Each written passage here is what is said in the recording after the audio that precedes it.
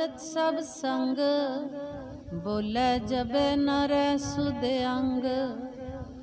ताऊ तज देत सर्ब सुपताए, न सुध रही भले पति आए। वाहिगुरु जी का खालसा, वाहिगुरु जी की फतेह। जुगो जुग अटल बाणी के बोहित, चवर तखत छत्र दे मालिक। पातशाहां दे पातशाह सतगुरु साहिब श्री गुरु ग्रंथ साहिब जी दी पावन गोद विच जुड़ मिल बैठे वड भागी सत संगी जनों, आप वड भागे हो जो हर रोज की तरह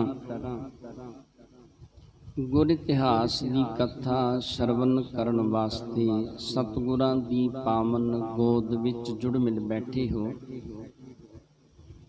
आप जी ने इस तो पहले प्रसंग दे विच श्रवण कीता है, जिस वेले जो भाई बिधि चंद दे नाल होर सेवादार सन, उन्होंने बिधि चंद नूं इह गल कहनी कीती। कहंदे कसेरिया भरावा, तेरी जो तनख्वाह है वह भी साडे तो ज़्यादा है, सवाई है। तेनों बादशाह ने भी इनाम दे दिता है, पर तू साडी जाफत नहीं कीती, साडी सेवा नहीं करनी कीती। भाई बिधि चंद बड़े खुश होए कि सतगुरां ने आप ही विध बना दी है। उस वेले फिर भाई बिधि चंद कहन लगे कि मैनू कोई धन दी माया दी लालच नहीं, मैं जरूर तुहाडी जाफत जरूर तुहाडी सेवा करनी करांगा। तुसीं दसो की खाना चाहुंदे। उस वेले भाई बिधि चंद आप ही कहन लग्या कि तुसीं तुर्क हो ते मैं हिंदू हाँ, तुहाडा ते मेरा खाण दा मेल आपस दे विच नहीं बनदा, इस करके मैं चाहुंदा कि तुहाडे वास्ते शराब पीण दा इंतजाम कीता जावे। भाई बिधि चंद ने इन्हां नूं इह गल समझाउणी कीती कि अज शाम वेले किसी ने भी इत्थों नहीं जाना, सारे इत्थे इकट्ठे होना करो। रोटी ते सब घर दे विच खांदे हो, इत्थे इकट्ठे बैठ के शराब दा प्याला पीना करो ते खुशियां मनाउणियां करो। भाई बिधि चंद जदों शाम दा वेला हुंदा है, इन्हां सारियां नूं बिठा के भाई जीवन दे घर दे विच गए, उहदे कोलों 20 रुपये लए ते जिहड़ा शराब वाला सी उहदे कोलों शराब लैणी कीती। उहदे जिहड़े सेवक सन उन्हां ने शराब घड़ियां दे विच पाई, भाई बिधि चंद दे नाल चल पए। जिस वेले किले दे विच प्रवेश कीता ना, ते जिहड़े ये सारे नौकर बैठे सन, भाई बिधि चंद ने उन्हां ने विच बैठ के उन्हां नूं शराब पिलाउणी शुरू कर दित्ती। थोड़ी थोड़ी शराब पिआउंदियां पिआउंदियां तकरीबन ये जिन्ने सन सब नूं उस वेले शराबी कर दिता कि फिर भाई बिधि चंद वेखदे ने कि इन्हां दे विचों किसी नूं सुरत ही नहीं रह गई। जदों बिल्कुल लोट पोट हो जांदे ने, उन्हां दा हथ पकड़ के उन्हां नूं हिला के भाई बिधि चंद वेखदे ने कि अजे भी इनू सुरत है कि नहीं। जिमें फिर भाई बिधि चंद इतों घोड़ा दड़ा के सतगुरु जी की हजूरी दे विच भाई रूपा जो नगरी उत्थे पहुँचते हैं। सो पावन जस सरवण करन वास्ते अपनियां मन बिरतियां नूं एकागर करदियां ਸਤਿਗੁਰਾਂ ਦੇ ਚਰਨਾਂ ਦੇ ਨਾਲ ਜੁੜਦੇ ਆਂ। ਉਚਾਰਨ ਕਰੋ ਸਤਨਾਮ ਸ੍ਰੀ ਵਾਹਿਗੁਰੂ ਸਾਹਿਬ ਜੀ। ਸਤਨਾਮ ਸ੍ਰੀ ਵਾਹਿਗੁਰੂ ਸਾਹਿਬ ਜੀ। ਚੌਪਈ ਬਾਹਾਂ ਪਕੜ ਬੂਝਤ ਸਭ ਸੰਗ, ਬੋਲੇ ਜਬੈ ਨਰੈ ਸੁਧ ਅੰਗ। ਤੇ ਭਾਈ ਬਿਧੀ ਚੰਦ ਕੱਲੇ ਕੱਲੇ ਦੀ ਬਾਂਹ ਪਕੜਦੇ ਨੇ ਤੇ ਉਹਨਾਂ ਨੂੰ ਪੁੱਛਦੇ ਨੇ। ਜਦੋਂ ਉਹਨਾਂ ਨੂੰ ਆਪਣੇ ਸਰੀਰ ਦੀ ਸੁੱਧ ਨਹੀਂ ਰਹਿ ਜਾਂਦੀ, ਜਦੋਂ ਉਹਨਾਂ ਨੂੰ ਆਪਣੇ ਸਰੀਰ ਦੀ ਸੁੱਧ ਬੁੱਧ ਭੁੱਲ ਜਾਂਦੀ ਹੈ, ਤਉ ਤਜ ਦੇਤ ਸਰਬ ਸੁਪਤਾਏ, ਨੈ ਸੁਧ ਰਹੀ ਭਲੇ ਪਤੀ ਆਏ। ਤੇ ਭਾਈ ਬਿਧੀ ਚੰਦ ਜੀ ਭਲੀ ਤਰ੍ਹਾਂ ਉਹਨਾਂ ਨੂੰ ਪਤਿਆ ਲੈਂਦੇ ਨੇ, ਵੇਖ ਲੈਂਦੇ ਨੇ, ਫਿਰ ਉਹਨਾਂ ਨੂੰ ਉੱਥੇ ਰਹਿਣ ਦਿੰਦੇ ਨੇ। ਭਾਈ ਬਿਧੀ ਚੰਦ ਨੂੰ ਸਮਝ ਪੈ ਜਾਂਦੀ ਹੈ ਕਿ ਇਹਨੂੰ ਹੁਣ ਸੁਰਤ ਨਹੀਂ ਰਹੀ ਇਸ ਵੇਲੇ। ਸ਼੍ਰੀ ਹਰਿ ਗੋਬਿੰਦ ਸਿਮਰਨ ਕਰਕੇ, ਬਾਰ ਬਾਰ ਧਰ ਪਰ ਸਿਰ ਧਰ ਕੇ। ਤੇ ਫਿਰ ਭਾਈ ਬਿਧੀ ਚੰਦ ਸਤਿਗੁਰੂ ਸਾਹਿਬ ਸ੍ਰੀ ਗੁਰੂ ਹਰਗੋਬਿੰਦ ਪਾਤਸ਼ਾਹ ਨੂੰ ਯਾਦ ਕਰਦੇ ਨੇ। ਬਾਰ-ਬਾਰ ਭਾਈ ਬਿਧੀ ਚੰਦ ਧਰਤੀ ਦੇ ਉੱਤੇ ਮਸਤਕ ਟੇਕਦੇ ਨੇ ਤੇ ਸਤਿਗੁਰੂ ਸਾਹਿਬ ਸ੍ਰੀ ਗੁਰੂ ਹਰਗੋਬਿੰਦ ਪਾਤਸ਼ਾਹ ਨੂੰ ਯਾਦ ਕਰਦੇ ਨੇ। ਭਇਓ ਮੁਦਤ ਮਨ ਇਸ ਵਿਦ ਜਬੈ, ਜਨ ਕਾਰਜ ਕਰ ਲੀਨੋ ਸਬੈ। ਤੇ ਜਿਸ ਵੇਲੇ ਇਹ ਸਾਰਾ ਕਾਰਜ ਜਿਹੜਾ ਸੀ ਸਫਲਾ ਹੋ ਗਿਆ ਨਾ, ਭਾਈ ਬਿਧੀ ਚੰਦ ਮਨ ਦੇ ਵਿੱਚ ਬੜੇ ਖੁਸ਼ ਹੋਏ, ਬੜੇ ਪ੍ਰਸੰਨ ਹੋਏ ਕਿ ਸਤਿਗੁਰੂ ਸਾਹਿਬ ਸ੍ਰੀ ਗੁਰੂ ਹਰਗੋਬਿੰਦ ਪਾਤਸ਼ਾਹ ਨੇ ਕਿਰਪਾ ਕਰਕੇ ਇਹ ਸਾਰਾ ਕਾਰਜ ਆਪ ਸਫਲਾ ਕਰਨਾ ਕੀਤਾ ਹੈ।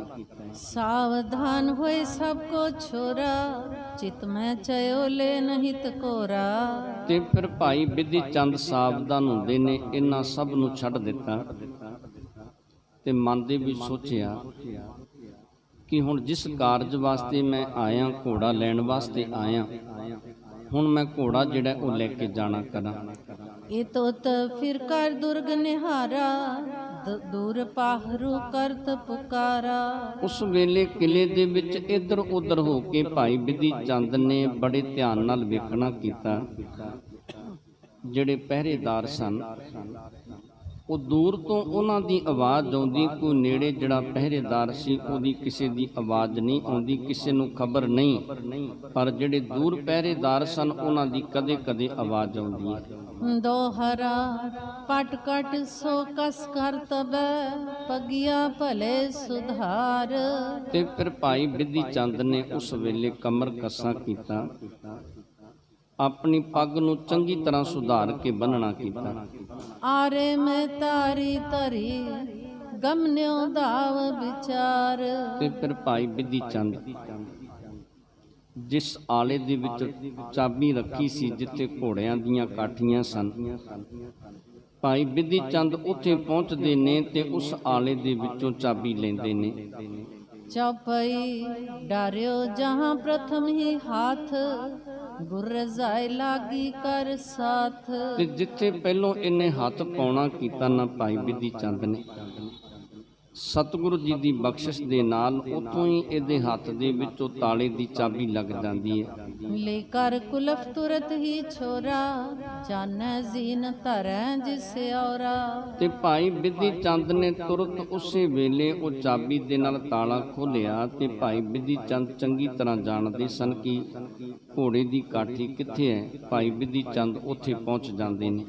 ਕਰਤ ਸ਼ਿਘਰ ਹੀ ਲੀਨ ਉਠਾਏ, ਹੈ ਦਿਲ ਬਾਗ ਨਿਕਟ ਤਬ ਜਾਏ। ਤੇ ਫਿਰ ਉਸ ਵੇਲੇ ਭਾਈ ਬਿਧੀ ਚੰਦ ਨੇ ਛੇਤੀ ਨਾਲ ਉਹ ਘੋੜੇ ਦੀ ਕਾਠੀ ਚੁੱਕੀ ਤੇ ਜਿਹੜਾ ਦਿਲਬਾਗ ਘੋੜਾ ਸੀ ਨਾ, ਭਾਈ ਬਿਧੀ ਚੰਦ ਉਸ ਦਿਲਬਾਗ ਘੋੜੇ ਦੇ ਕੋਲ ਪਹੁੰਚ ਜਾਂਦੇ ਨੇ। ਰੇਸ਼ਮ ਡੋਰਾ ਛੋਰਨ ਕਰੀ, ਦੇਤ ਦਿਲਾਸੋ ਧੀਰਜ ਧਰੀ। ਤੇ ਰੇਸ਼ਮ ਦੀਆਂ ਜਿਹੜੀਆਂ ਡੋਰਾਂ ਸਨ ਉਹ ਉਸ ਵੇਲੇ ਛੱਡ ਦਿੱਤੀਆਂ। ਘੋੜੇ ਨੂੰ ਉਸ ਵੇਲੇ ਭਾਈ ਬਿਧੀ ਚੰਦ ਨੇ ਦਿਲਾਸਾ ਦੇਣਾ ਕੀਤਾ। ਤਤ ਛਿਨ ਕਵਕਾ ਮੁਖ ਪੈਰਾਈ, ਗਹਿ ਗਰੀਵਾ ਪਰ ਬਾਗ ਟਿਕਾਈ। ਤੇ ਉਸ ਵੇਲੇ ਜਿਹੜਾ ਕਾਜਾ ਸੀ ਉਹ ਘੋੜੇ ਨੂੰ ਦੇਣਾ ਕੀਤਾ ਤੇ ਘੋੜੇ ਨੂੰ ਉਸ ਵੇਲੇ ਭਾਈ ਬਿਧੀ ਚੰਦ ਜੀ ਨੇ ਤਿਆਰ ਕਰਨਾ ਕੀਤਾ। ਤਾਹਰੂ ਡਾਰ ਜ਼ੀਨ ਕਰ ਲੀਨ, ਪੀਠ ਤੁਰਮ ਗਮ ਕੀ ਧਰ ਦੀਨ। ਤੇ ਭਾਈ ਬਿਧੀ ਚੰਦ ਨੇ ਉਸ ਵੇਲੇ ਘੋੜੇ ਦੇ ਉੱਤੇ ਜਿਹੜਾ ਤਾਹਰੂ ਸੀ, ਕਾਠੀ ਦੇ ਥੱਲੇ ਵਾਲਾ ਕੱਪੜਾ ਉਹ ਘੋੜੇ ਦੇ ਉੱਤੇ ਪਾਉਣਾ ਕੀਤਾ ਤੇ ਉਸ ਤੋਂ ਬਾਅਦ ਘੋੜੇ ਦੇ ਉੱਤੇ ਕਾਠੀ ਰੱਖਣੀ ਕੀਤੀ।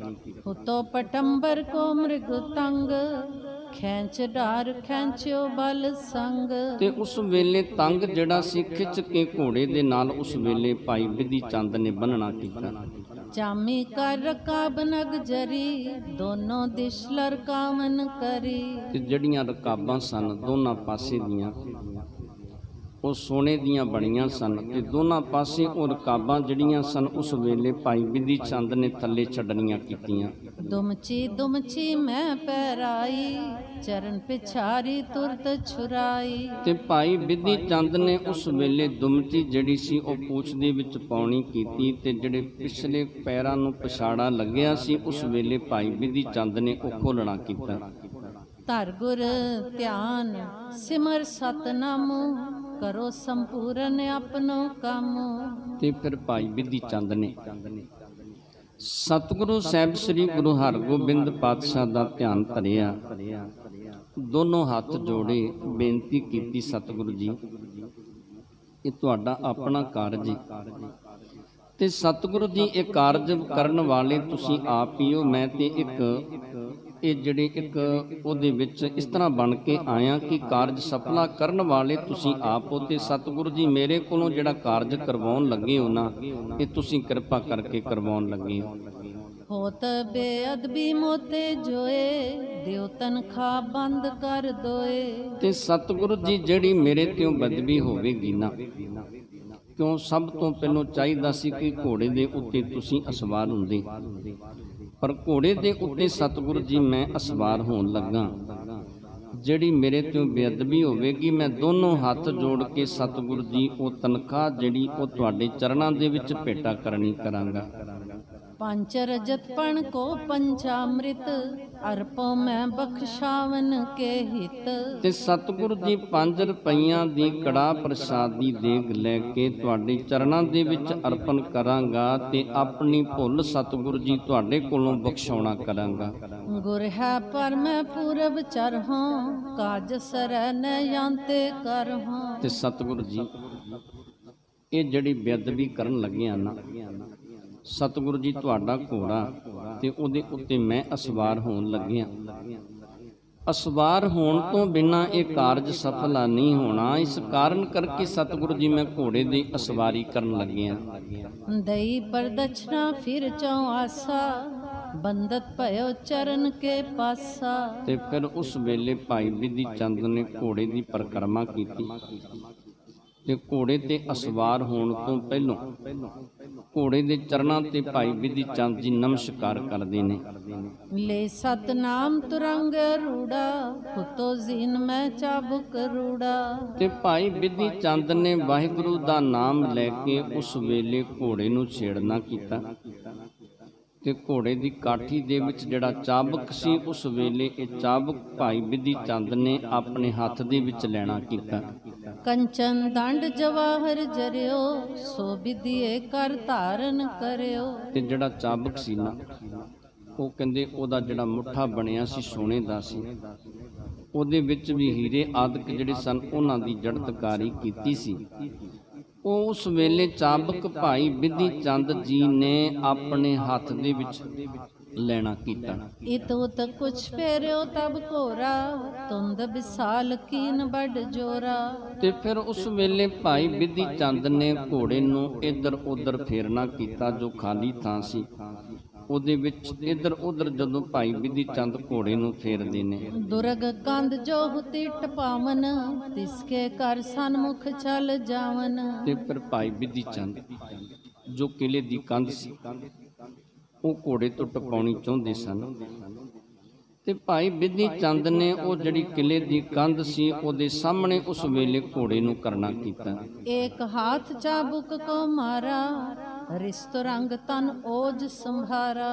ਤੇ ਇੱਕ ਹੱਥ ਦੇ ਨਾਲ ਭਾਈ ਬਿਧੀ ਚੰਦ ਜਿਸ ਵੇਲੇ ਚਾਬੁਕ ਮਾਰਦੇ ਨੇ ਤੇ ਕਹਿੰਦੇ ਉਸੇ ਵੇਲੇ ਘੋੜਾ ਗੁੱਸੇ ਦੇ ਵਿੱਚ, ਘੋੜਾ ਕ੍ਰੋਧ ਦੇ ਵਿੱਚ ਆ ਕੇ ਇਸ ਤਰ੍ਹਾਂ ਕਰਦਾ ਹੈ, जिसके फूल छरी न लाई लगत उठ्यो कर बाग उठाई। ਤੇ ਜਿਸ ਦੇ ਕਹਿੰਦੇ ਕਦੀ ਫੁੱਲ ਦੀ ਛੜੀ ਨਹੀਂ ਸੀ ਲੱਗੀ, ਜਿਹਨੂੰ ਸਦਾ ਜੀ ਦੀ ਸੇਵਾ ਦੇ ਵਿੱਚ ਸੇਵਾਦਾਰ ਹਾਜ਼ਰ ਰਹਿੰਦੇ ਸਨ, ਕਿਸੇ ਨੇ ਉਹਨੂੰ ਚਾਬਕ ਤੇ ਕੀ ਮਾਰਨਾ ਸੀ, ਪਰ ਜਿਸ ਵੇਲੇ ਉਹਨੂੰ ਚਾਬਕ ਵੱਜਦਾ ਨਾ ਘੋੜੇ ਨੂੰ, ਤੇ ਉਸ ਵੇਲੇ ਘੋੜਾ ਬੜੇ ਕ੍ਰੋਧ ਦੇ ਵਿੱਚ, ਗੁੱਸੇ ਦੇ ਵਿੱਚ ਆ ਜਾਂਦਾ ਹੈ।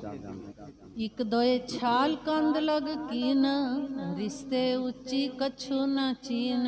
ਤੇ ਘੋੜੇ ਨੇ ਇੱਕ ਦੋ ਛਾਲਾਂ ਜਿਹੜੀਆਂ ਸਨ ਕੰਧ ਤੱਕ ਮਾਰਨੀਆਂ ਕੀਤੀਆਂ, ਬਸ ਉਸ ਤੋਂ ਬਾਅਦ ਕੋਈ ਛਾਲ ਨਹੀਂ ਘੋੜੇ ਨੇ ਮਾਰੀ। ਚਾਰੋਂ ਚਰਨ ਉਚਾਏ ਉਚੇਰੇ ਭਇਓ ਕੰਧ ਤੇ ਉਚ ਵਡੇਰੇ। ਤੇ ਭਾਈ ਬਿਧੀ ਚੰਦ ਨੇ ਜਿਸ ਵੇਲੇ ਘੋੜੇ ਨੂੰ ਪਰੇ ਲਿਆ ਨਾ, ਤੇ ਕਹਿੰਦੇ ਇਹਨੇ ਚਾਰੇ ਹੀ ਆਪਣੇ ਪੈਰ ਉੱਪਰ ਚੁੱਕੇ ਤੇ ਕੰਧ ਦੇ ਦੂਸਰੇ ਪਾਸੇ ਘੋੜਾ ਜਿਹੜਾ ਸੀ ਉਸ ਵੇਲੇ ਪਹੁੰਚ ਜਾਂਦਾ। ਸਟਕਾਰੀ ਦੁਮਚੀ ਪਰਮਾਈ ਸਰਤਾ ਬਿਖੇ ਪਰਿਓ ਤਬ ਜਾਈ। ਕਹਿੰਦੇ ਉਸ ਵੇਲੇ ਆਪਣੀ ਪੂਛ ਨੂੰ ਭਰਮਾਉਣਾ ਕੀਤਾ ਘੋੜੇ ਨੇ, ਤੇ ਘੋੜਾ ਸਿੱਧਾ ਹੀ ਉਸ ਵੇਲੇ ਇਹ ਜਿਹੜਾ ਰਾਵੀ ਦਰਿਆ ਸੀ ਉਹਦੇ ਵਿੱਚ ਜਾ ਕੇ ਪ੍ਰਵੇਸ਼ ਕਰ ਜਾਂਦਾ ਹੈ। ਉਤੋਂ ਗੰਭੀਰ ਨੀਰ ਤਿਸ ਸਥਾਨ ਭਿਗਿਓ ਇੱਕ ਬਾਰ ਬਲਵਾਨ। ਤੇ ਜਿਸ ਵੇਲੇ ਘੋੜਾ ਸਿੱਧਾ ਪਾਣੀ ਦੇ ਵਿੱਚ ਜਾ ਕੇ ਡਿੱਗਦਾ ਨਾ, ਤੇ ਪਾਣੀ ਜਿਹੜਾ ਸੀ ਬੜਾ ਗੰਭੀਰ ਸੀ, ਬੜਾ ਡੂੰਘਾ ਸੀ। ਇੱਕ ਵਾਰੀ ਘੋੜਾ ਜਿਹੜਾ ਸਾਰਾ ਪਾਣੀ ਦੇ ਵਿੱਚ ਜਾ ਕੇ ਭਿੱਜ ਜਾਂਦਾ ਹੈ। ਰੁੜਬੇ ਮੈਂ ਮਤ ਮਹਾ ਵਾਗ ਉਸਾਰ ਸੰਭਰਿਓ ਤਹਾਂ। ਤੇ ਭਾਈ ਬਿਧੀ ਚੰਦ ਘੋੜੇ ਨੂੰ ਚਲਾਉਣ ਦੇ ਵਿੱਚ ਬੜੇ ਚੰਗੀ ਤਰ੍ਹਾਂ ਘੋੜੇ ਨੂੰ ਚਲਾਉਣ ਵਾਲੇ ਸਨ, ਚੰਗੀ ਤਰ੍ਹਾਂ ਘੋੜੇ ਨੂੰ ਚਲਾਉਣਾ ਸਮਝਦੇ ਸਨ। ਤੇ ਭਾਈ ਬਿਧੀ ਚੰਦ ਨੇ ਘੋੜੇ ਦੀਆਂ ਵਾਂਗਾਂ ਜਿਹੜੀਆਂ ਸਨ ਪਕੜੀਆਂ ਤੇ ਘੋੜੇ ਨੂੰ ਫਿਰ ਉਸ ਵੇਲੇ ਚਲਾਉਣਾ ਕੀਤਾ। ਜਾਨੂ ਲਗ ਜਲ ਕਰਕੇ ਤਰਿਓ ਭਇਓ ਭਾਰ ਬਲ ਤਨ ਸੰਭਾਰਿਓ। ਤੇ ਉਸ ਵੇਲੇ ਕਹਿੰਦੇ ਘੋੜੇ ਨੇ ਆਪਣਾ ਬਲ ਸੰਭਾਲਿਆ, ਤੇ ਘੋੜਾ ਪਾਣੀ ਦੇ ਵਿੱਚ ਤਰ ਪੈਂਦਾ ਹੈ, ਤੇ ਘੋੜਾ ਪਾਣੀ ਦੇ ਵਿੱਚੋਂ ਉਸ ਵੇਲੇ ਇਹ ਦਰਿਆ ਨੂੰ ਪਾਰ ਕਰਨਾ ਕਰਦਾ ਹੈ। ਜਬ ਹੂੰ ਛਾਰ ਬਾਰ ਮੈਂ ਮਾਰੀ ਉਛਰਿਓ ਬੜੇ ਬੇਗ ਤੇ ਬਾਰੀ। ਜਿਸ ਵੇਲੇ ਘੋੜੇ ਨੇ ਛਾਲ ਪਾਣੀ ਦੇ ਵਿੱਚ ਮਾਰਨੀ ਕੀਤੀ ਨਾ, ਉਸ ਵੇਲੇ ਪਾਣੀ ਬੜਾ ਉਛਲਿਆ, ਤੇ ਜਿਵੇਂ ਰੋਜ਼ ਭਾਈ ਬਿਧੀ ਚੰਦ ਪੱਥਰ ਸੁੱਟਦੇ ਸਨ ਉਹਦੀ ਆਵਾਜ਼ ਆਉਂਦੀ ਸੀ, ਉਸੇ ਤਰ੍ਹਾਂ ਹੀ ਉਸ ਵੇਲੇ ਰਾਤ ਵੇਲੇ ਜਦੋਂ ਘੋੜਾ ਛਾਲ ਮਾਰਦਾ ਤੇ ਉਸੇ ਤਰ੍ਹਾਂ ਹੀ ਆਵਾਜ਼ ਆਉਂਦੀ ਹੈ। ਸ਼ਬਦ ਬਿਲੰਦ ਭਇਓ ਤਬ ਐਸੇ ਜਰ ਖਰ ਗਿਰੇ ਅਟਾਰੀ ਜੈਸੇ। ਤੇ ਕਹਿੰਦੇ ਫਿਰ ਇਸ ਤਰ੍ਹਾਂ ਉਸ ਵੇਲੇ ਸ਼ਬਦ ਉੱਠਿਆ, ਇਸ ਤਰ੍ਹਾਂ ਆਵਾਜ਼ ਆਈ ਜਿਵੇਂ ਕਹਿੰਦੇ ਬਹੁਤ ਵੱਡੀ ਅਟਾਰੀ ਥੱਲੇ ਡਿੱਗ ਜਾਂਦੀ ਏ। ਕਹਿੰਦੇ ਇਸ ਤਰ੍ਹਾਂ ਦੀ ਉਸ ਵੇਲੇ ਆਵਾਜ਼ ਆਈ। ਹੁਤੋ ਪਾਹਰੂ ਜਾਗਤ ਜੋਈ ਨਿਤ ਜਲ ਜੰਤ ਵਿਚਾਰੈ ਤੇਈ। ਤੇ ਜਿਹੜੇ ਪਹਿਰੇਦਾਰ ਜਾਗਦੇ ਸਨ ਉਹ ਨਿਤ ਹੀ ਇਹ ਗੱਲ ਸਮਝਦੇ ਸਨ ਕੋਈ ਜਲ ਦੇ ਵਿੱਚ ਜੀਵ ਜੰਤੂ ਏ ਜਿਹਦੇ ਕਾਰਨ ਕਰਕੇ ਆਵਾਜ਼ ਆਉਂਦੀ ਏ।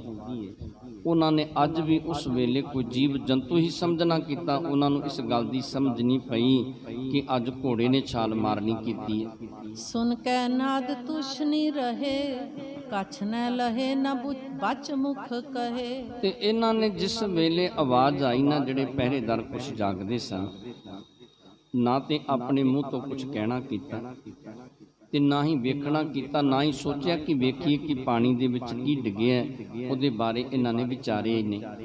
ਬਿਧੀ ਚੰਦ ਪੜ ਸੁਮਤ ਪਰਬੀਨਾ ਟਟ ਥਿਰ ਤਰੰਗ ਦਿਲਾਸੋ ਦੀਨਾ। ਤੇ ਭਾਈ ਬਿਧੀ ਚੰਦ ਜੀ ਬੜੇ ਸਿਆਣੇ ਸਨ। ਉਸ ਵੇਲੇ ਭਾਈ ਬਿਧੀ ਚੰਦ ਨੇ ਘੋੜੇ ਨੂੰ ਕਿਨਾਰੇ ਦੇ ਉੱਤੇ ਚਲਾਇਆ ਤੇ ਘੋੜੇ ਨੂੰ ਉਸ ਵੇਲੇ ਦਿਲਾਸਾ ਦਿੱਤਾ।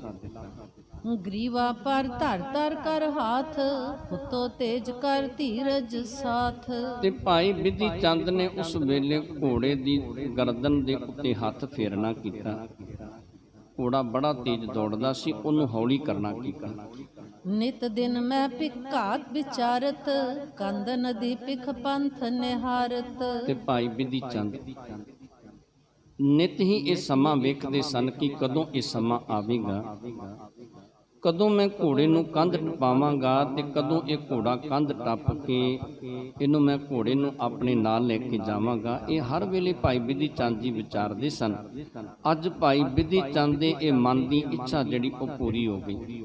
ਸੋ ਸਭ ਕਾ ਨਿਰਣੈ ਮਗ ਚਾਲਾ ਗੁਰ ਸਨਮੁਖ ਮੁਖ ਕਰ ਤਿਸ ਕਾਲਾ। ਤੇ ਭਾਈ ਬਿਧੀ ਚੰਦ ਕਹਿੰਦੇ ਸਤਿਗੁਰ ਜੀ ਵੱਲ ਆਪਣਾ ਮੁਖ ਕਰਕੇ ਨਾ ਇੱਥੋਂ ਲਾਹੌਰ ਤੋਂ ਇਹ ਘੋੜਾ ਲੈ ਕੇ ਭਾਈ ਬਿਧੀ ਚੰਦ ਚੱਲ ਪੈਂਦੇ ਨੇ।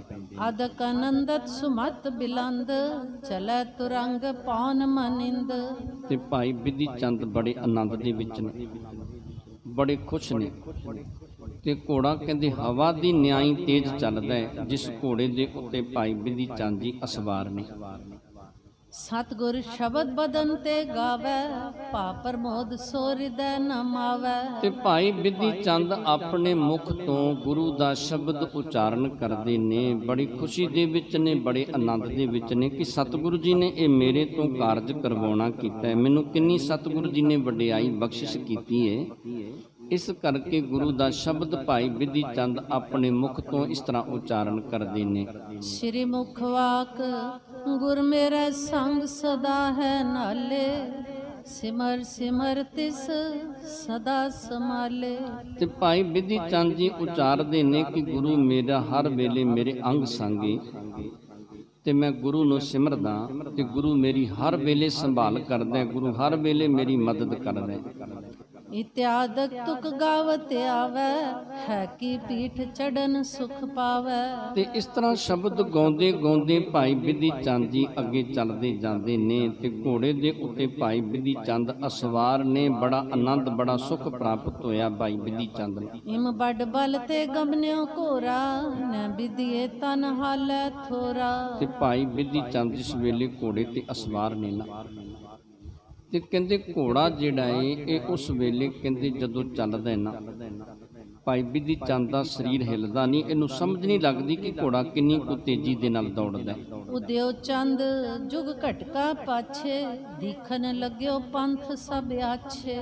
2 ਘੜੀਆਂ ਤੋਂ ਬਾਅਦ ਚੰਦਰਮਾ ਜਿਹੜਾ ਸੀ ਉਹ ਚੜ ਜਾਂਦਾ ਹੈ, ਪ੍ਰਕਾਸ਼ ਹੋ ਜਾਂਦਾ ਹੈ ਤੇ ਰਸਤਾ ਜਿਹੜਾ ਸੀ ਉਹ ਦਿਸਣਾ ਸ਼ੁਰੂ ਹੋ ਗਿਆ। ਜਦੋਂ 2 ਘੜੀਆਂ ਬਤੀਤ ਹੋਈਆਂ, ਦੇਤ ਦਿਲਾਸਾ ਮਾਰਗ ਚਾਲੈ ਭੂਲਨ ਤੇ ਨਭ ਉਡਨ ਸੰਭਾਲੈ। ਤੇ ਫਿਰ ਭਾਈ ਬਿਧੀ ਚੰਦ ਨੇ ਇਹ ਰਸਤਾ ਜਿਹੜਾ ਸੀ ਸੰਭਾਲਣਾ ਕੀਤਾ। ਸਮਝ ਪੈ ਗਈ ਕਿ ਕਿਹੜਾ ਰਸਤਾ ਜਿਹੜਾ ਹੈ ਜਿੱਥੇ ਸਤਿਗੁਰੂ ਸਾਹਿਬ ਸ੍ਰੀ ਗੁਰੂ ਹਰਗੋਬਿੰਦ ਪਾਤਸ਼ਾਹ ਨੇ ਰੂਪੇ ਨਗਰ ਦੇ ਵਿੱਚ, ਉਹ ਕਿਹੜਾ ਰਸਤਾ ਉਸ ਪਾਸੇ ਨੂੰ ਜਾਂਦਾ ਹੈ। ਭਾਈ ਬਿਧੀ ਚੰਦ ਚਾਨਣ ਦੇ ਕਾਰਨ ਕਰਕੇ ਰਸਤੇ ਦੀ ਪਹਿਚਾਣ ਕਰਨੀ ਕੀਤੀ। ਗ੍ਰਾਮ ਕੇ ਨਗਰੀ ਆਏ ਅਗਾਰੀ ਨੈ ਪਰਵੇਸ਼ੈ ਕਿਸੋ ਮਝਾਰੀ। ਤੇ ਜਦੋਂ ਰਸਤੇ ਦੇ ਵਿੱਚ ਕੋਈ ਪਿੰਡ ਆਉਂਦਾ, ਕੋਈ ਸ਼ਹਿਰ ਆਉਂਦਾ, ਭਾਈ ਬਿਧੀ ਚੰਦ ਉਸ ਪਿੰਡ ਤੇ ਸ਼ਹਿਰ ਦੇ ਵਿੱਚ ਪ੍ਰਵੇਸ਼ ਨਹੀਂ ਕਰਦੇ, ਉਸ ਤੋਂ ਬਾਰ-ਬਾਰ ਹੀ ਭਾਈ ਬਿਧੀ ਚੰਦ ਜਾਣਾ ਕਰਦੇ ਨੇ। ਵਾਹਿਰ ਵਾਹਿਰ ਹੀ ਮਾਰਗ ਚਲੇ ਆਏ ਨਦੀ ਜੈ ਦੋਨੋਂ ਮਿਲੇ। ਤੇ ਜਿਸ ਵੇਲੇ ਭਾਈ ਬਿਧੀ ਚੰਦ ਚੱਲਦੇ ਨੇ ਨਾ, ਉਹ ਪਿੰਡਾਂ ਤੋਂ ਬਾਰ-ਬਾਰ ਜਿਹੜਾ ਰਸਤਾ ਹੈ ਉਸ ਰਸਤੇ ਤੇ ਚੱਲਦੇ ਨੇ। ਤੇ ਜਦੋਂ ਦੋਨਾਂ ਨਦੀਆਂ ਦੇ ਵਿੱਚ ਮਿਲੇ ਨੇ, ਸਤਲੁਜ ਦਰਿਆ ਤੇ ਬਿਆਸ ਦਰਿਆ ਦੇ ਵਿੱਚੋਂ ਦੀ ਭਾਈ ਬਿਧੀ ਚੰਦ ਨੇ ਇਹ ਦੋਨੋਂ ਪਾਰ ਕਰਨੇ ਕੀਤੇ।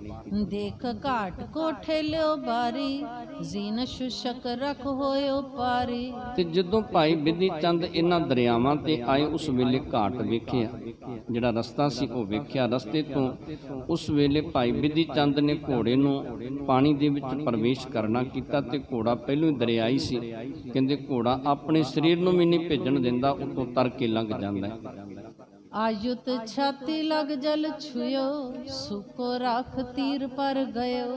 ਤੇ ਇਹ ਜਿਹੜਾ ਘੋੜਾ ਸੀ ਨਾ, ਇਹਦੀ ਛਾਤੀ ਤੱਕ ਜਲ ਛੂੰਹਦਾ ਤੇ ਘੋੜੇ ਨੇ ਸੁੱਕਾ ਹੀ ਕਹਿੰਦੇ ਉਸ ਵੇਲੇ ਦੋਨਾਂ ਦਰਿਆਵਾਂ ਦੇ ਵਿੱਚੋਂ ਪਾਰ ਕਰਨਾ ਕੀਤਾ। ਬਾਂਧ ਬ੍ਰਿਜ ਸੋ ਮੱਜਨ ਕਰਿਓ ਧਰ ਗੁਰ ਧਿਆਨ ਹੈ ਉੱਪਰ ਚਰਿਓ। ਤੇ ਭਾਈ ਬਿਧੀ ਚੰਦ ਨੇ ਘੋੜੇ ਨੂੰ ਦਰਖਤ ਦੇ ਨਾਲ ਬੰਨਿਆ, ਉਸ ਤੋਂ ਬਾਅਦ ਇਸ਼ਨਾਨ ਕੀਤਾ। ਇਸ਼ਨਾਨ ਕਰਕੇ ਗੁਰੂ ਦੇ ਧਿਆਨ ਦੇ ਵਿੱਚ ਜੁੜਦੇ ਨੇ ਭਾਈ ਬਿਧੀ ਚੰਦ ਤੇ ਫਿਰ ਘੋੜੇ ਤੇ ਅਸਵਾਰ ਹੋ ਜਾਂਦੇ ਨੇ। ਬਲ ਤੇ ਜਲ ਥਲ ਮੈਂ ਤੁਲ ਚਾਲੈ ਸੁਖ ਸਵਾਰੀ ਕਰਤ ਨ ਹਾਲੈ। ਤੇ ਭਾਈ ਬਿਧੀ ਚੰਦ ਸੁਖ ਦੀ ਸਵਾਰੀ ਕਰਦੇ ਨੇ। ਘੋੜਾ ਬੜੇ ਬਲ ਦੇ ਨਾਲ ਤੇਜ਼ੀ ਦੇ ਨਾਲ ਦੌੜਦਾ ਹੈ, ਪਰ ਜਿਹੜਾ ਘੋੜੇ ਤੇ ਅਸਵਾਰ ਹੈ ਉਹਨੂੰ ਪਤਾ ਨਹੀਂ ਲੱਗਦਾ ਕਿ ਘੋੜਾ ਕਿੰਨੀ ਤੇਜ਼ੀ ਦੌੜਦਾ ਹੈ। ਤੇ ਬੜੀ ਇਹ ਸਵਾਰੀ ਜਿਹੜੀ ਸੁਖ ਦੀ ਸੀ ਇਸ ਘੋੜੇ ਦੀ। ਬੜੇ ਬੇਗ ਤੇ ਗਮਨੇ ਕਨੇ ਗगन ਬਿਮਾਨ ਪਿਆਨਤ ਮਨੇ। ਤੇ ਕਹਿੰਦੇ ਇਸ ਤਰ੍ਹਾਂ ਕਿ ਜਿਵੇਂ ਆਕਾਸ਼ ਦੇ ਵਿੱਚ ਘੋੜਾ ਉੱਡਦਾ ਨਾ, ਇਸ ਤਰ੍ਹਾਂ ਘੋੜਾ ਚੱਲਦਾ ਸੀ। ਕਹਿੰਦੇ ਇਸ ਕਾਰਨ ਕਰਕੇ ਬੜੇ ਵੇਗ ਦੇ ਨਾਲ, ਬੜੀ ਤੇਜ਼ੀ ਦੇ ਨਾਲ ਚੱਲਦਾ ਹੈ। ਥੋੜੇ ਸਮੇਂ ਦੇ ਵਿੱਚ ਬਹੁਤ ਸਾਰਾ ਰਸਤਾ ਇਹ ਘੋੜਾ ਤੈਅ ਕਰ ਜਾਂਦਾ ਹੈ। ਧਿਆਨ ਗੁਰੂ ਕੋ ਧਾਰਤ ਮਨ ਮੈਂ, ਕਾਰਜ ਬਨਿਓ ਅਲਪ ਹੀ ਦਿਨ ਮੈਂ। ਤੇ ਭਾਈ ਬਿਧੀ ਚੰਦ ਸਤਿਗੁਰੂ ਜੀ ਦੇ ਚਰਨਾਂ ਦੇ ਵਿੱਚ ਧਿਆਨ ਜੋੜਦੇ ਨੇ ਤੇ ਇਹ ਅਰਦਾਸ ਕਰਦੇ ਨੇ ਕਿ ਸਤਿਗੁਰੂ ਜੀ ਇੰਨੀ ਕਿਰਪਾ ਕੀਤੀ, ਥੋੜੇ ਦਿਨਾਂ ਦੇ ਵਿੱਚ ਇੰਨਾ ਵੱਡਾ ਕਾਰਜ ਜਿਹੜਾ ਸੀ ਉਹ ਤੁਸੀਂ ਮੇਰੇ ਤੋਂ ਸਫਲਾ ਕਰਵਾਉਣਾ ਕੀਤਾ। ਬਿਧੀ ਚੰਦ ਕੋ ਦੇਤ ਆਨੰਦ, ਨਹਿਨ ਹੋਣ ਦੇ ਤੁੰਦ ਬਿਲੰਦ। ਤੇ ਕਹਿੰਦੇ ਇਹ ਘੋੜਾ ਜਿਹੜਾ ਸੀ ਨਾ, ਇਹਨੇ ਭਾਈ ਬਿਧੀ ਚੰਦ ਨੂੰ ਬੜਾ ਆਨੰਦ ਦਿੱਤਾ। ਇਹਨੇ ਥਕੇਵਾਂ ਨਹੀਂ ਹੋਣ ਦਿੱਤਾ ਭਾਈ ਬਿਧੀ ਚੰਦ ਨੂੰ। ਪਹਿਲੇ ਦਿਨ ਮੈਂ ਮੱਜਲ ਬਿਸਾਲਾ, ਇੱਕ ਥਲ ਖਰੇ ਬਿਤਾ ਚਿਰਕਾਲਾ। ਤੇ ਘੋੜੇ ਨੂੰ ਇੱਕ ਥਾਂ ਤੇ ਖਲੋਤਿਆਂ ਤਕਰੀਬਨ ਕਾਫੀ ਸਮਾਂ ਬਤੀਤ ਹੋ ਗਿਆ ਸੀ। ਕਦੀ ਇੰਨੇ ਵੱਡੇ ਰਸਤੇ ਦੇ ਉੱਤੇ ਘੋੜੇ ਨੂੰ ਨਹੀਂ ਸੀ ਲਿਜਾਇਆ ਗਿਆ, ਪਰ ਅੱਜ ਰਸਤਾ ਜਿਹੜਾ ਸੀ ਬੜਾ ਦੂਰ ਚੱਲਣ ਵਾਲਾ ਸੀ। ਹੋਏ ਨ ਅਸ ਹੁਸਨ ਜਾਏ, ਗੁਰ ਢਿਗ ਇੱਕ ਬਾਰ ਪਹੁੰਚਾਏ। ਤੇ ਭਾਈ ਬਿਧੀ ਚੰਦ ਵਿਚਾਰਦੇ ਨੇ ਕਿ ਕਿਤੇ ਇਹ ਨਾ ਹੋਵੇ ਕਿ ਘੋੜਾ ਹੁਸੜ ਜਾਵੇ। ਇਸ ਕਾਰਨ ਕਰਕੇ ਘੋੜੇ ਨੂੰ ਬੜਾ ਸੰਭਾਲ ਕੇ ਭਾਈ ਬਿਧੀ ਚੰਦ ਚਲਾਉਂਦੇ ਨੇ ਕਿ ਇੱਕ ਵਾਰੀ ਘੋੜੇ ਨੂੰ ਸਤਿਗੁਰੂ ਜੀ ਦੀ ਹਜ਼ੂਰੀ ਦੇ ਵਿੱਚ ਪਹੁੰਚਾਇਆ ਜਾਵੇ। ਧੀਰਾ ਕਰਤੇ ਦੇਤ ਦਿਲਾਸਾ, ਚੜਵੇ ਮੈਂ ਚਾਤੁਰ ਮਤ ਰਾਸਾ। ਤੇ ਭਾਈ ਬਿਧੀ ਚੰਦ ਘੋੜੇ ਨੂੰ ਚਲਾਉਣ ਦੇ ਵਿੱਚ ਬੜੇ ਚਤੁਰ ਸਨ, ਬੜੇ ਸਿਆਣੇ ਸਨ, ਬੜੇ ਧੀਰਜ ਦੇ ਨਾਲ ਘੋੜੇ ਨੂੰ ਭਾਈ ਬਿਧੀ ਚੰਦ ਨੇ ਚਲਾਉਣਾ ਕੀਤਾ। ਦੇਤ ਬਾਗ ਕੋ ਚਾਲ ਚਲਾਵੇ, ਤਉ ਬੇਗ ਤੇ ਬਹੁਤ ਸਿਧਾਵੇ। ਤੇ ਭਾਈ ਬਿਧੀ ਚੰਦ ਘੋੜੇ ਨੂੰ ਚਾਲ ਦੇ ਵਿੱਚ ਪਾ ਲੈਂਦੇ ਨੇ ਤੇ ਉਸ ਵੇਲੇ ਵੀ ਘੋੜਾ ਇੰਨੀ ਤੇਜ਼ ਚੱਲਦਾ ਕਿ ਬਹੁਤ ਥੋੜੇ ਸਮੇਂ ਦੇ ਵਿੱਚ ਬਹੁਤ ਲੰਬਾ ਰਸਤਾ ਤੈਅ ਕਰ ਜਾਂਦਾ ਹੈ। ਥੋਰੋ ਚਲੇ ਲਖੈ ਸਵਾਰ, ਪਹੁੰਚੇ ਦੂਰ ਨ ਲਾਗੇ ਅਵਾਰ। ਤੇ ਜਿਹੜਾ ਅਸਵਾਰ ਹੈ, ਘੋੜੇ ਦੀ ਅਸਵਾਰੀ ਕਰਨ ਵਾਲਾ, ਉਹ ਤੇ ਸਮਝਦਾ ਕਿ ਘੋੜਾ ਬੜੀ ਹੌਲੀ ਚੱਲਦਾ ਹੈ, ਪਰ ਕਹਿੰਦੇ ਥੋੜੇ ਸਮੇਂ ਦੇ ਵਿੱਚ ਘੋੜਾ ਰਸਤਾ ਬਹੁਤ ਜ਼ਿਆਦਾ ਤੈਅ ਕਰ ਜਾਂਦਾ ਹੈ। ਆਨ ਰਿਓ ਦਿਨ ਘਟਕਾ ਚਾਰੇ, ਰੂਪੇਪੁਰ ਕੇ ਚਿਨ ਨਿਹਾਰੇ। ਕਹਿੰਦੇ ਜਦੋਂ 4 ਘੜੀਆਂ ਦਿਨ ਜਿਹੜਾ ਸੀ ਉਹ ਚੜ ਜਾਂਦਾ ਹੈ ਨਾ, ਉਸ ਵੇਲੇ ਕਹਿੰਦੇ ਭਾਈ ਬਿਧੀ ਚੰਦ ਨੇ ਇਹ ਜਿਹੜਾ ਰੂਪਾ ਨਗਰ ਸੀ ਨਾ, ਇਹਦੇ ਚਿੰਨ੍ਹ ਜਿਹੜੇ ਸਨ ਉਹ ਵੇਖਣੇ ਕੀਤੇ।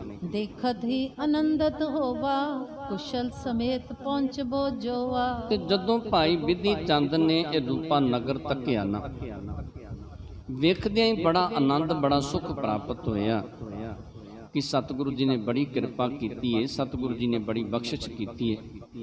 ਬਿਨਾਂ ਕਿਸੇ ਵਿਘਨ ਤੋਂ ਮੈਂ ਇਸ ਨਗਰ ਦੇ ਵਿੱਚ ਪਹੁੰਚਣਾ ਕੀਤਾ ਹੈ। ਉਤਰ ਪਰਿਓ ਘੋੜਾ ਡੁਰਾਇਓ, ਅਦਬ ਹੇਤ ਮਗ ਚਰਨਨ ਆਇਓ। ਤੇ ਭਾਈ ਬਿਧੀ ਚੰਦ ਉਤਰ ਪੈਂਦੇ ਨੇ ਘੋੜੇ ਤੋਂ ਤੇ ਘੋੜੇ ਨੂੰ ਡਰਾਉਣਾ ਕੀਤਾ। ਉਸ ਵੇਲੇ ਇਹਦੀਆਂ ਵਾਗਾਂ ਤੋਂ ਪਕੜਦੇ ਆ ਤੇ ਵਾਗਾਂ ਤੋਂ ਪਕੜ ਕੇ ਭਾਈ ਬਿਧੀ ਚੰਦ ਘੋੜੇ ਨੂੰ ਲੈ ਤੁਰਦੇ ਨੇ। ਅੱਗੇ ਸਤਿਗੁਰ ਲਗੇ ਦੀਵਾਨ, ਸ਼ਬਦ ਰਬਾਬੀ ਕਰਤੇ ਗਾਨ। ਅੱਗੇ ਸਤਿਗੁਰੂ ਜੀ ਦੀਵਾਨ ਸਜਾ ਕੇ ਬੈਠੇ ਨੇ। ਰਬਾਬੀ ਜਿਹੜੇ ਸਨ, ਕੀਰਤਨੀਏ ਜਿਹੜੇ ਸਨ, ਉਹ ਸਤਿਗੁਰੂ ਜੀ ਦੇ ਦਰਬਾਰ ਦੇ ਵਿੱਚ ਗੁਰਬਾਣੀ ਦਾ ਕੀਰਤਨ ਕਰਦੇ ਸਨ। ਦਿਖਿਓ ਦੂਰ ਤੇ ਸੰਗ ਤੁਰੰਗ, ਆਵਤ ਬਿਧੀ ਚੰਦ ਮੁਦੇ ਅੰਗ। ਤੇ ਜਦੋਂ ਸਤਿਗੁਰੂ ਸਾਹਿਬ ਸ੍ਰੀ ਗੁਰੂ ਹਰਗੋਬਿੰਦ ਪਾਤਸ਼ਾਹ ਦੂਰ ਤੋਂ ਵੇਖਦੇ ਨੇ ਕਿ ਬਿਧੀ ਚੰਦ ਘੋੜਾ ਲੈ ਕੇ ਤੁਰਿਆ ਆਉਂਦਾ, ਜਦੋਂ ਇਸ ਤਰ੍ਹਾਂ ਸਤਿਗੁਰੂ ਜੀ ਨੇ ਵੇਖਣਾ ਕੀਤਾ, ਕਮਲ ਬਿਲੋਚਨ ਜੁਗ ਬਿਗਸਾਏ, ਉਠੇ ਹੇਰ ਬੇਹੇਤ ਲੁਭਾਏ। ਤੇ ਸਤਿਗੁਰੂ ਸਾਹਿਬ ਸ੍ਰੀ ਗੁਰੂ ਹਰਗੋਬਿੰਦ ਪਾਤਸ਼ਾਹ ਬੜੇ ਖੁਸ਼ ਹੋਏ, ਬੜੇ ਪ੍ਰਸੰਨ ਹੋਏ ਤੇ ਸਤਿਗੁਰੂ ਜੀ ਉਸ ਵੇਲੇ ਖੜੇ ਹੋ ਜਾਂਦੇ ਨੇ ਘੋੜੇ ਨੂੰ ਵੇਖਣ ਵਾਸਤੇ। ਜਿਮ ਸੀਤਾ ਸੁਧ ਕੋ ਹਨੂਮਾਨ, ਰਾਮ ਸਮਾਨ ਪ੍ਰਤੀਖਤਵਾਨ।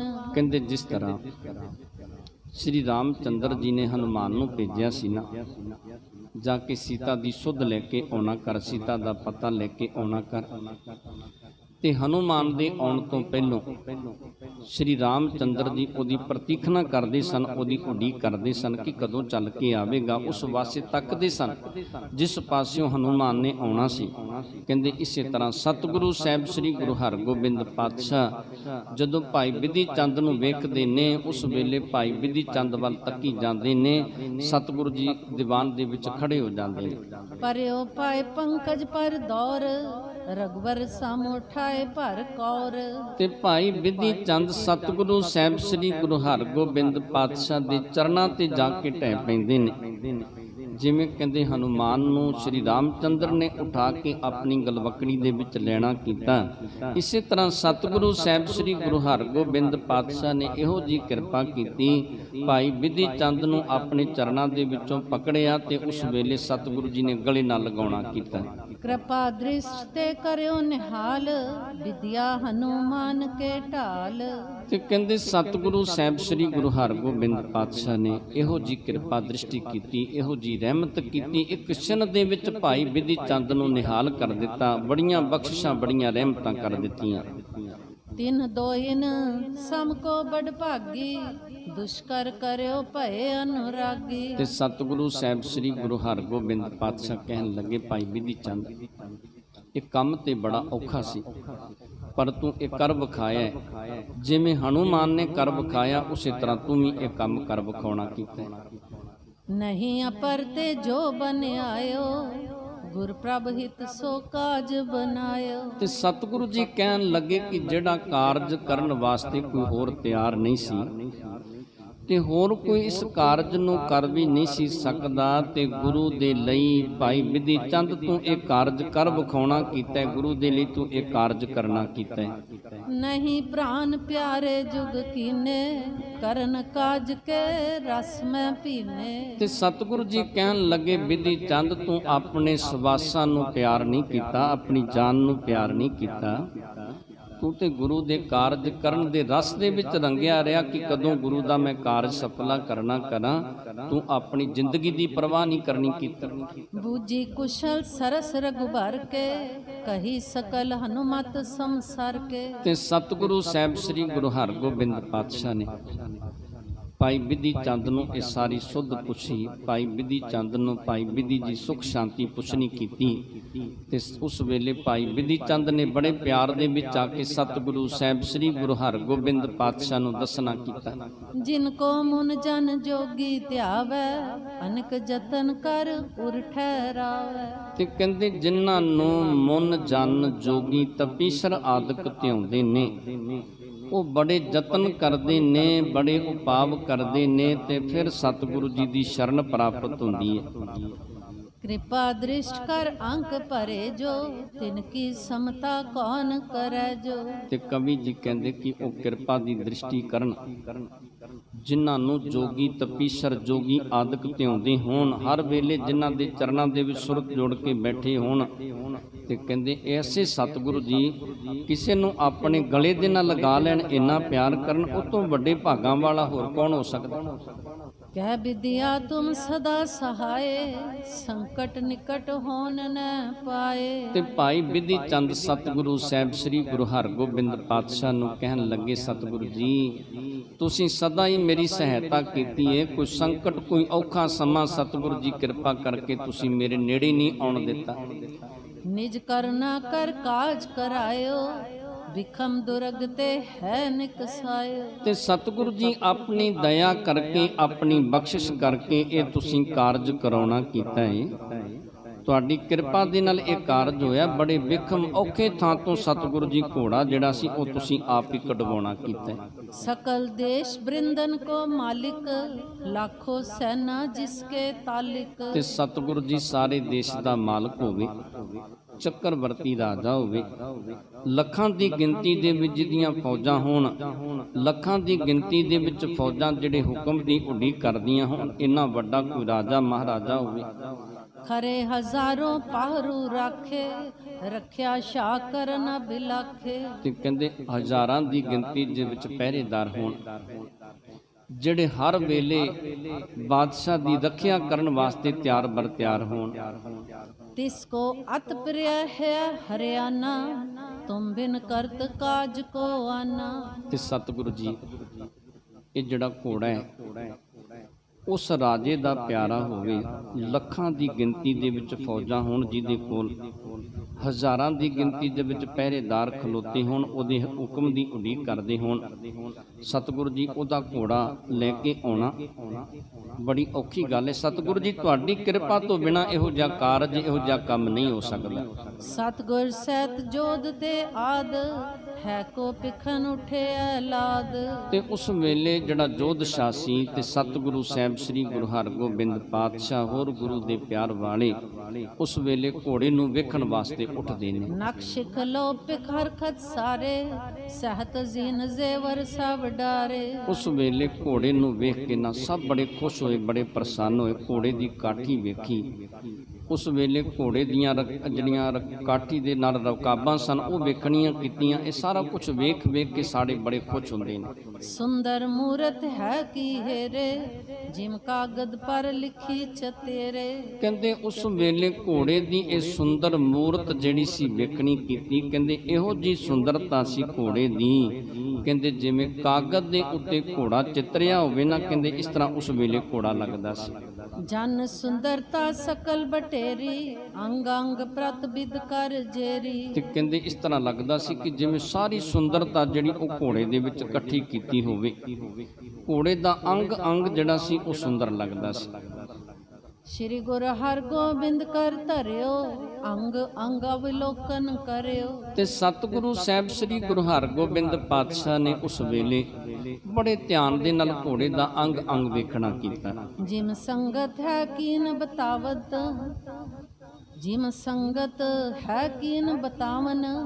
ਵਿਧੀ ਚੰਦ ਤਿਮ ਕਰਿਓ ਦਿਖਾਵਨ। ਤੇ ਸਤਿਗੁਰੂ ਸਾਹਿਬ ਸ੍ਰੀ ਗੁਰੂ ਹਰਗੋਬਿੰਦ ਪਾਤਸ਼ਾਹ ਵਿਚਾਰਦੇ ਨੇ ਕਿ ਜਿਵੇਂ ਸੰਗਤਾਂ ਨੇ ਘੋੜੇ ਦੇ ਗੁਣ ਦੱਸਣੇ ਕੀਤੇ ਸਨ ਕਿ ਸਤਿਗੁਰੂ ਜੀ ਇਹੋ ਜਿਹਾ ਘੋੜਾ ਹੈ, ਤੇ ਭਾਈ ਬਿਧੀ ਚੰਦ ਨੇ ਉਹ ਘੋੜਾ ਸਾਨੂੰ ਸਾਡੀਆਂ ਅੱਖਾਂ ਦੇ ਸਾਹਮਣੇ ਲਿਆ ਕੇ ਵਿਖਾਉਣਾ ਕੀਤਾ। ਤੁਰਕੇਸ਼ਵਰ ਤੇ ਪਲਟਾ ਲਿਓ, ਹਰਿਓ ਹਮਾਰੋ ਹੈ ਬਲ ਕੀਓ। ਤੇ ਸਤਿਗੁਰੂ ਜੀ ਕਹਿਣ ਲੱਗੇ ਕਿ ਤੁਰਕੇਸ਼ਵਰ ਤੋਂ ਭਾਈ ਬਿਧੀ ਚੰਦ ਨੇ ਬਦਲਾ ਲੈਣਾ ਕੀਤਾ।